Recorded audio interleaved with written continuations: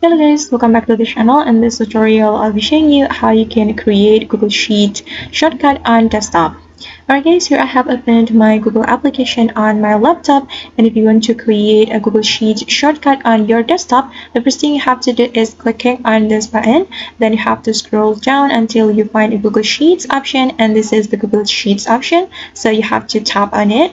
Then after that, after your Google Sheet opened, you can click on this three dots button right here guys on the top right corner of your screen.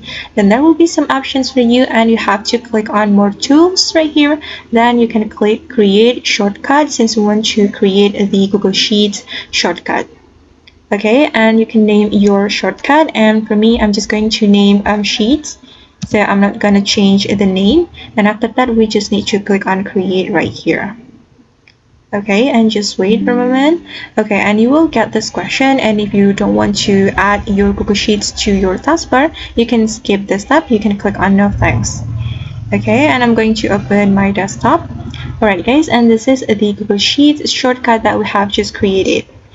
Okay guys, and that's how we can create a Google Sheet shortcut on desktop. I hope this tutorial will be helpful for you. Thank you so much for watching, and see you on the next video.